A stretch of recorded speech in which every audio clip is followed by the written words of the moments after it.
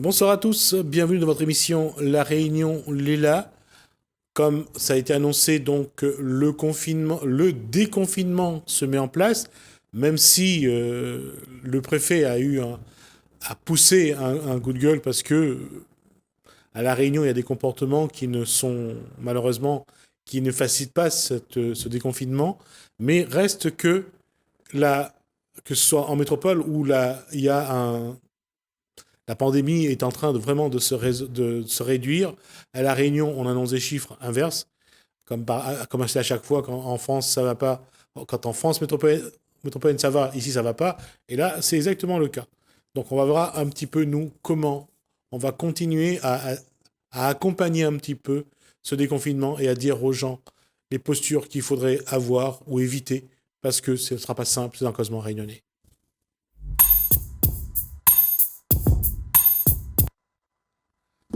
Bonsoir Guy Roger. Bonsoir Gismi. La question est toujours la même, c'est on doit se conformer aux directives du préfet, mais on voit que les gens ont du mal à s'y faire. Ouais, parce que tout le monde veut voir son bonheur à sa façon et on n'aime pas l'autorité. Personne n'aime l'autorité dans ce monde. Qui est d'accord pour obéir tout le temps à toutes les petites choses qu'on te dit? Oui, je suis d'accord sur le principe, mais je veux dire que si on ne fait pas un effort commun en même temps, dans le même élan, le résultat ne sera pas perceptible et on n'aura pas ce qu'on attend, c'est de retrouver cette liberté à laquelle on aspire tous. Oui, on aspire tous à cette liberté, mais cette liberté, tu sais, Gismi, on en a déjà parlé, c'est pas la liberté, ça. Ce qu'on veut, là, c'est juste avoir un peu de plaisir. On veut un répit de tout ce qu'on a vécu, tu vois. Mais ça, c'est pas la liberté. La liberté, ça se passe quand n'es plus inquiet, quand tu n'as plus de tracasseries, quand tu es libre de tout ce que tu aimerais avoir. C'est quand tu es mort, alors? Non, quand tu es libre de tout ce que tu aimerais avoir. Non, généralement, on est libre quand on est mort. Oui, mais alors, avant de mourir, je dis avant de mourir, est-ce que tu peux considérer de vivre sans vouloir des choses que tu n'as pas? Tout simplement. Et là, peut-être que tu meurs, mais tu meurs d'une autre manière. Tu meurs avant de mourir, en fait. Et c'est ça, cette mort-là, elle est intéressante. Ça veut dire que tu ne t'accroches plus à ce que tu désires, à ce que tu aimerais avoir. Et là, la vie prend une autre tournure. Mais d'abord, sortir de ce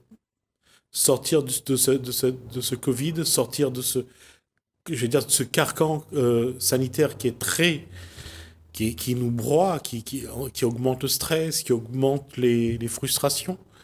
Mais est-ce que on le voit actuellement, il y a beaucoup de faits divers, les gens perdent un peu pied, pètent un peu les plombs.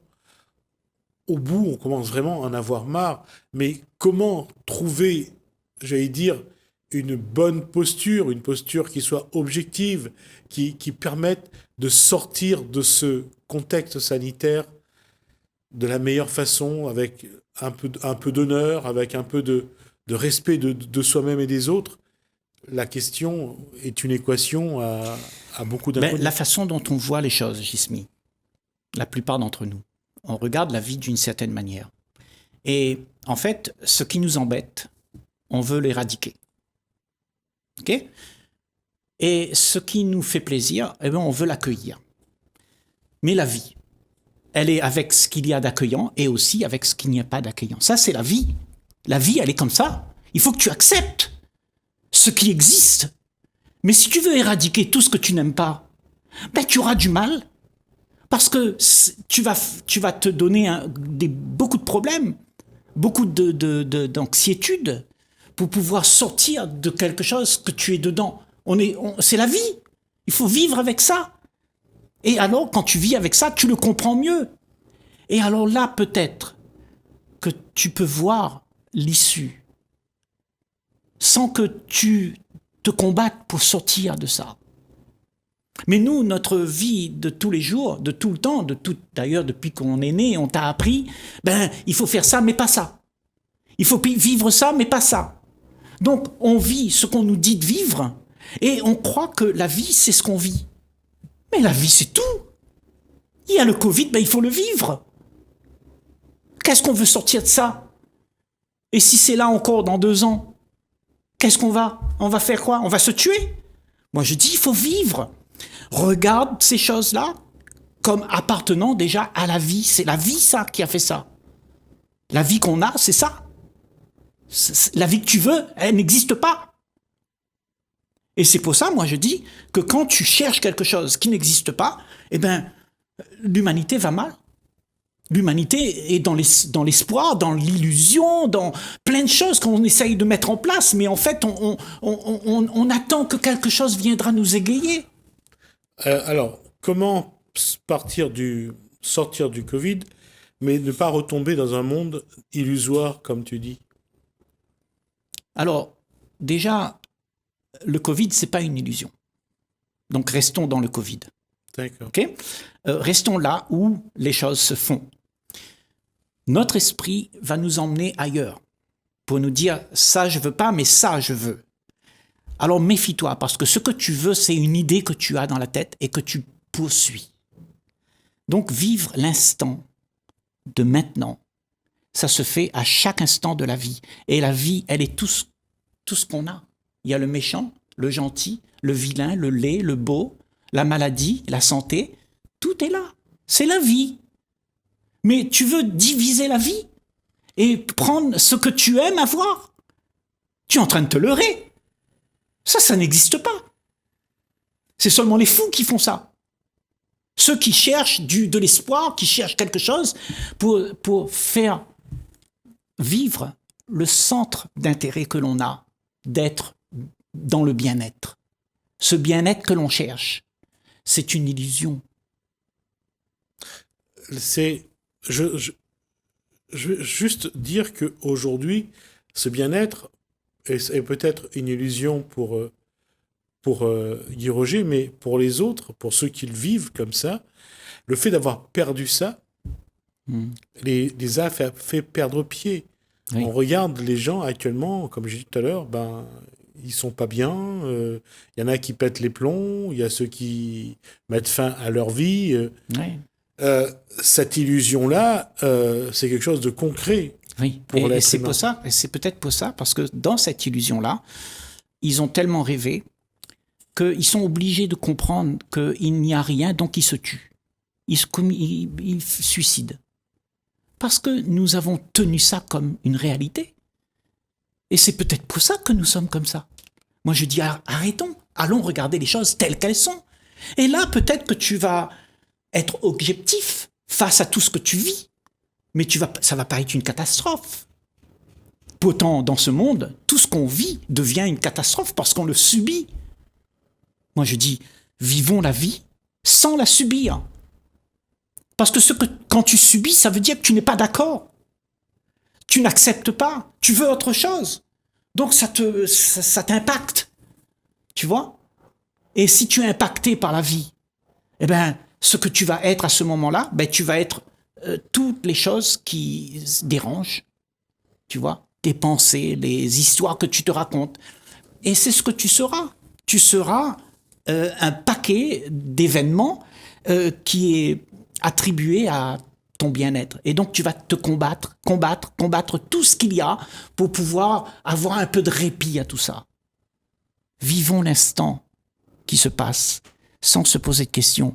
Parce que toutes les questions qu'on veut, tous les échappatoires qu'on aimerait avoir, nous illusionnent. On ne vit pas la vie à ce moment-là. On vit ce qu'on aimerait. Et ce qu'on aimerait n'existe pas. C'est quelque chose que tu inventes. Ce que tu aimerais, ça n'existe pas maintenant. Tu es d'accord avec moi, hein? Mais ce qu'on aimerait, c'est de l'illusion. Mais les faits sont là. Et les faits sont à vivre. Tu vois? Mais encore une fois, j'essaye vraiment de voir comment provoquer ce déclic. Oui. Que on retrouve un petit peu être apaisé, être posé, être réfléchi, ne pas d'un coup comme ça être en colère, que la moindre petite chose qui déplaît déclenche une forte colère. Parce que l'être humain a été mis quand même sur la sellette. Elle a été il a été très éprouvé, l'être humain. C'est pour ça que je disais que, est-ce que, déjà, même en temps normal, l'être humain n'a pas cette faculté d'aller vers quelque chose de plus concret, de meilleur pour lui. Comment peut-il le faire maintenant, alors qu'il est totalement perturbé, déboussolé? Quand tu es déboussolé comme ça, comme moi je l'ai été quand j'étais jeune, je faisais des choses aberrantes. J'étais voyou. Je faisais des choses parce que ça me semblait être bien pour mon plaisir. Mais je m'apercevais finalement que j'étais pas heureux de vivre avec l'impulsion, avec mes instincts, et toujours avoir pour moi ce que j'aimerais pour être heureux. Tu vois, je faisais ça. Et bien, je me suis aperçu que là, c'est quelque chose que je vivais et qui était pour moi un envie de trouver quelque chose d'autre. De sortir de ça, parce que c'était aberrant, c'était l'enfer. Et tout le monde me le disait. Tu vois? Mais je croyais encore à l'espoir. Et je disais, peut-être avec l'espoir, si je continue à combattre, j'aurai quelque chose. Mais tu vois, l'illusion là, elle te fait croire qu'il y a quelque chose à gagner. Et c'est pour ça que nous sommes tous comme ça, nous sommes tous toujours dans l'envie de trouver quelque chose. C'est parce qu'il y a l'illusion. Alors, la première chose à voir, c'est de voir comment ton esprit est lavé. Comment on t'a lavé le cerveau. Comment on t'a fait croire à ces choses. Comment toute la propagande de la peur t'a envahi. Comment tu as été affecté par tout ce qu'on t'a dit et que tu n'es pas resté rationnel. Tu as eu peur et tu as divagué dans ta tête. Tu es parti tout azimut. Tu vois? Et cette façon de voir la vie, de regarder la vie avec un regard observateur, sans être impacté par ce qu'on te dit, ce qu'on te dit pas non plus, mais ne pas avoir ta tête qui tourne pour te dire plein de choses qui ne sont pas vraies. Donc ce regard sur la situation comme ça, eh bien, c'est un regard avec beaucoup d'intelligence, je trouve. Parce que très peu d'entre nous veulent regarder la vie de cette manière. On est plutôt embarqué avec l'idée de s'en sortir. Et quand l'idée de s'en sortir est là, ta tête, elle est occupée. Elle n'est pas en paix. Et c'est dans la paix qu'il y a cette intelligence. Donc je dis, regarde, qu'est-ce qu'on a fait de toi? Tu es un petit robot, quoi. Regarde-nous, les gens, sur la planète Terre. On obéit à tout ce qu'on voit pour pouvoir avoir un peu de répit. Mais c'est de l'illusion. On t'a illusionné pour que tu continues à faire ça et à ne jamais t'arrêter. Et tu regardes nos sociétés aujourd'hui, Gismi. C'est pas comme ça qu'on tourne. On te fait croire qu'il y a quelque chose à gagner. Depuis que tu es petit, on te dit va à l'école, apprends bien, tu auras une belle voiture, une belle maison, tu seras heureux. On a été illusionnés. Et il faut que c'est ça qu'on se réveille de ça. Et tant qu'on ne sera pas réveillé de cette torpeur, de cette hallucination, de cette inoptisation que nous avons eue avec tout ce qu'on nous a raconté, eh bien, ça va continuer. Qu'est-ce que tu veux dire aux gens? Je dis juste, arrête, regarde, qu'est-ce qui se passe? Et quand tu as vu ce qui se passe, si tu as la chance de voir ce qui se passe, si tu as la chance d'être un témoin de tout ce qui se passe, que ton regard soit le témoin sans vouloir éradiquer la chose, alors à ce moment-là, il y a de l'espoir pour l'humanité. Autrement, il n'y a pas d'espoir. Autrement, c'est la même humanité que l'on aura.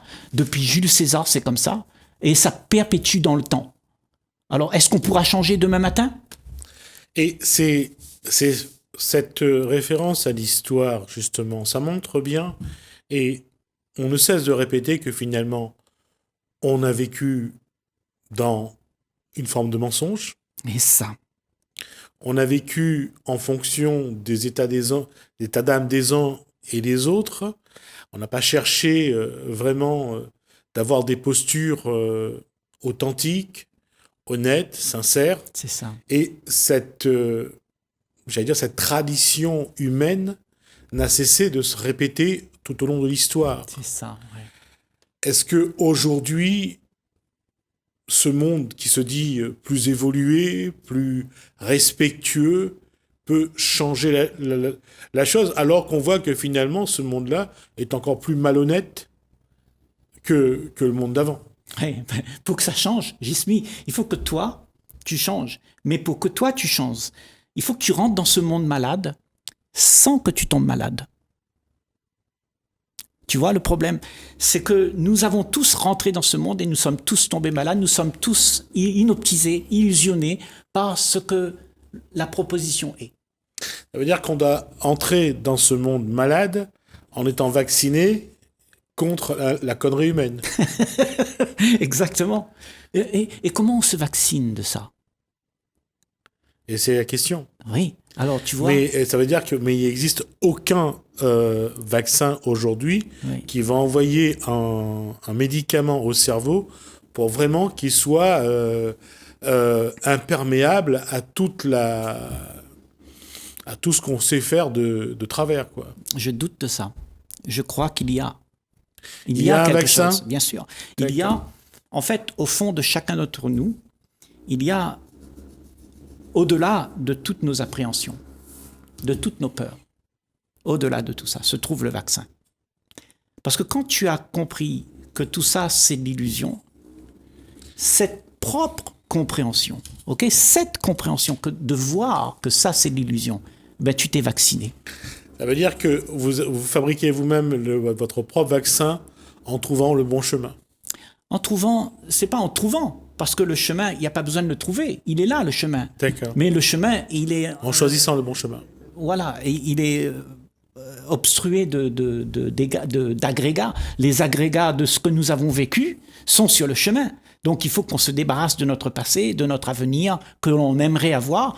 On débarrasse le chemin de ça pour que le chemin soit libre et pour qu'on puisse avoir une perception, une vision où on va.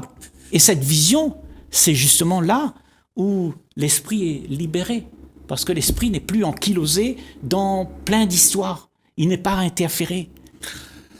Mais c'est un sacré paradoxe, parce qu'on essaye de connaître son histoire, on essaye de se projeter, et en même temps, on commet l'erreur d'en faire trop dans les deux sens, et de ne pas assez faire pour le présent. Ben, ça sert à quelque chose, le présent et le passé et le futur, ça sert à quelque chose, c'est une mémoire, et tu en as besoin. Autrement, Jismi, comment tu rentrerais chez toi? Tu serais un légume. Il faut savoir comment conduire, conduire à droite à La Réunion, et puis où est ta maison. Donc, on a besoin de cette mémoire. La seule chose qu'on n'a pas besoin de cette mémoire, c'est de se dire, si je suis malheureux, si je suis dans les faits que j'aime pas et que je veux m'en sortir, et j'utilise ce que j'ai déjà vécu pour me projeter dans quelque chose qui va me réconforter. Et c'est à ce moment que toutes les mémoires qu'on a, tout ce qu'on a vécu, ne nous rend pas service. Alors il faut abandonner tout ça, toutes les histoires, tous les drames qu'on a eus. Pourquoi on les garderait? Ben, ça te pèse l'esprit par terre, et tu n'es plus libre. Et la liberté, c'est justement de pouvoir marcher dans ce monde sans que rien ne t'impacte. Et si on est impacté parce que tout ce qui a été dit, tout ce qui a été fait, ben on va continuer pareil. C'est là où c'est de resservir les mêmes plats, et on a l'impression qu'on ira... de par le contexte sanitaire, les gens ont envie de retrouver ces postures d'avant, parce que pour eux, c'était la liberté, c'était la joie et leur bonheur. Et c'est ça qu'ils veulent retrouver. Et alors que finalement, c'était peut-être pas... C'est pas la définition du bonheur pour oui, ça c'est le bonheur qu'on réitère. Ouais. Ça veut dire que c'est un espoir dans notre tête tu sais, tout le bonheur que j'ai eu avec toi, tu sais, on se raconte comme ça, le bonheur que j'ai eu avec toi, c'est précieux. Et on a mis ça en photo, on a fait un album, et on met ça sur la cheminée. Chérie, tu te rappelles tous ces bons moments? Et tu sais, on est content là, on est bien en sécurité, toi et moi, avec tous nos souvenirs. Mais On est en train de se leurrer. La vie doit se vivre. Il faut que tu l'aimes maintenant. Le bonheur, ça se passe maintenant. C'est pas quelque chose que tu récupères du passé. D'accord. Mais reste une chose. On a quand même besoin de ce passé. C'est d'une ça. façon ou d'une autre. On a besoin du passé. Et au moins pour se dire que tout ce qu'on a fait et qu'on a vu, tout le mensonge qu'il y avait dedans, et de ne pas le répéter. Il est bon pour ça. Et oublie pas que tout ce que tu vis, les mensonges que tu fais, ne les oublie pas parce que tu vas recommencer à les faire, parce qu'ils sont instinctifs, ces mensonges. Tu vois? Oui. Donc tu as besoin de ton passé, effectivement. Mais le souci, c'est que la vie se conjugue d'abord par le passé, le présent et après l'avenir. Mais aujourd'hui, dans le présent, on n'a pas l'impression de vivre au présent. On vit soit dans le passé, soit dans l'avenir. Exactement. Et alors, tu vois, ce présent, ce moment-là où tout se passe, c'est le moment où tu as tout abandonné et que ton esprit, justement, là, il est libre d'être ce qu'il est. Et il n'a plus besoin de fabuler, de se raconter des histoires. Il est dans l'instant et tout est OK. Et tout est OK. Mais quand tu n'es pas là-dedans et qu'il y a quelque chose que tu aimerais, ben, tu as un problème parce que ça n'existe pas. Alors, ça va être la question pour la prochaine rencontre, c'est sur quoi on doit s'appuyer. Quel doit être le socle de ce qu'on doit construire maintenant, dans le présent, et pas pour l'avenir. Et c'est ça qui va être le paradoxe. Merci Guy Roger. On va marquer une pause, on se retrouve juste après.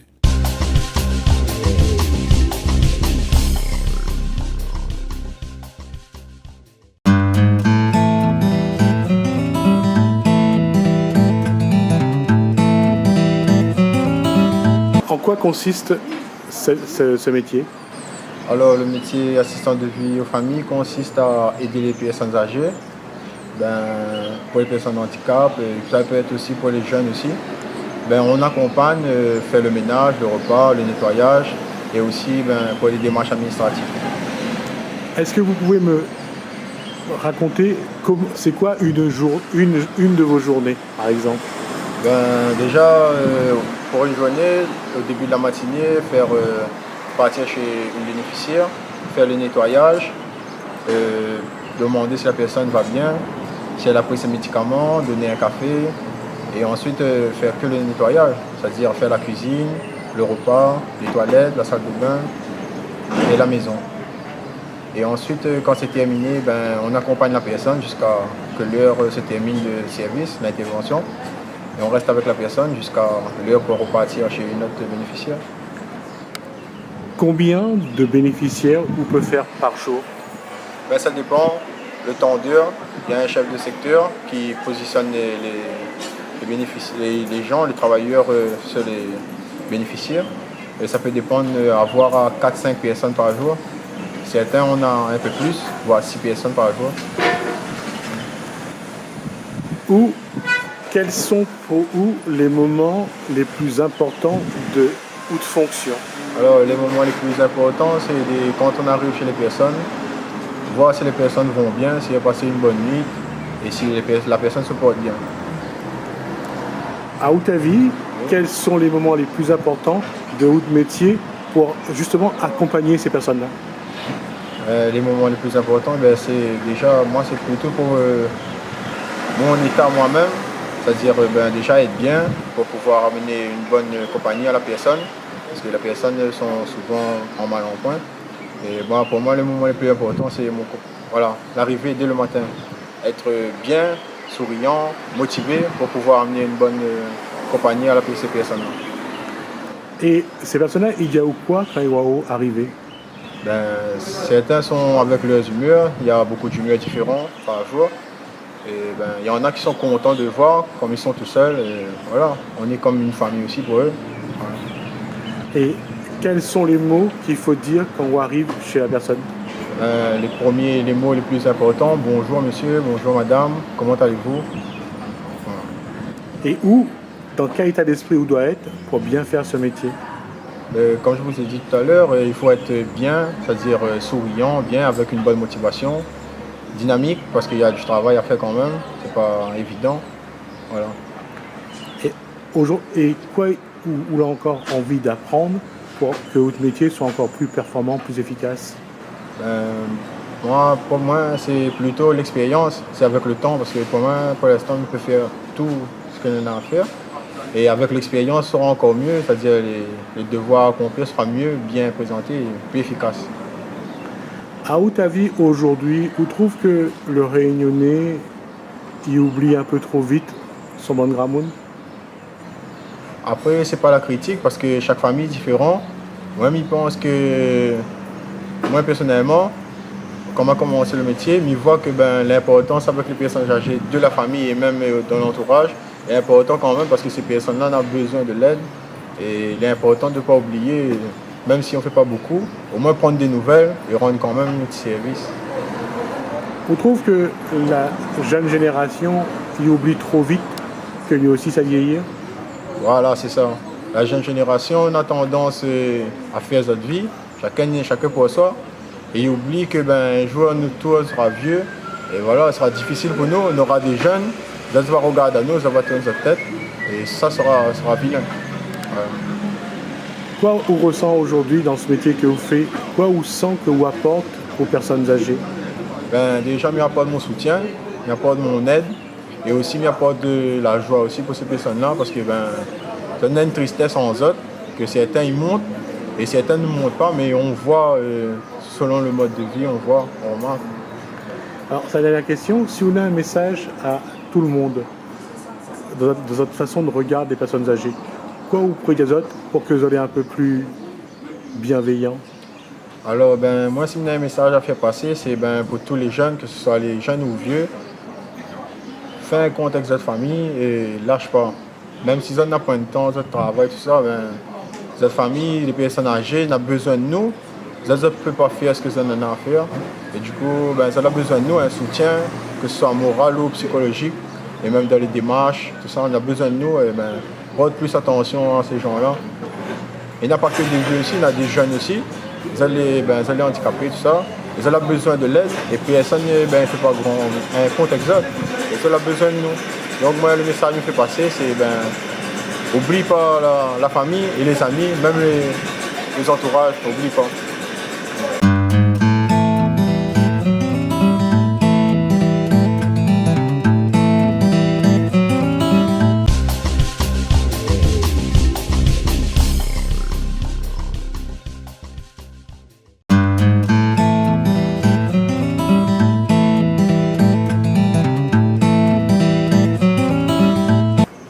Quoi amène à vous à vouloir devenir huissière de vie?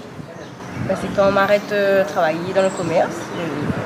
C'est déjà plus de la vie, c'est quand des fois ça va chez ma belle-mère, elle a des difficultés de santé, comme tu vois, elle a des difficultés, elle avait du mal à faire son ménage et tout. C'est là que m'a connu qu'il existe vraiment un métier, des personnes qui peuvent aider des gens comme cela. Et c'est là que m'a pris conscience ce métier-là. Bien aider des gens qui ont vraiment besoin d'aide en fait. Voilà. Et dans ce qu'on vient de dire, quoi les personnes généralement ont du mal à faire dans leur vie de tous les jours?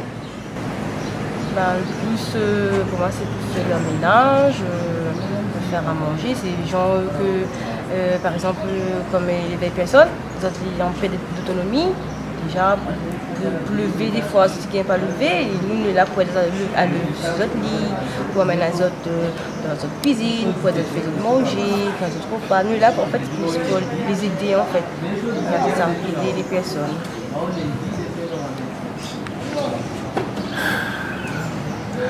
Alors, au travail dans ce cas-là, est-ce qu'on a l'impression que c'est un travail vraiment ou c'est finalement où vous faites des gestes que vous faites tous les jours?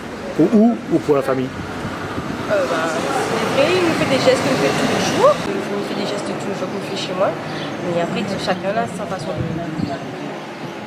d'être chez les autres, mais pas pareil. C'est pas pareil que chez moi en fait. Et après, pour moi, c'est un travail, oui. Mais je me réveille le matin, ça va faire un travail que il est bien, il donne vraiment envie d'aller parce que connaît la journée, mais ça va pour être vraiment un monde courant, pour être des autres quotidiens, mais ça me fait tout de, comment dire ça, un truc qui a l'importance pour les gens, Oui, mais je comprends. Mais est-ce que, à Outavi, autour de vous, les gens sont conscients que la des personnes âgées est vraiment isolée?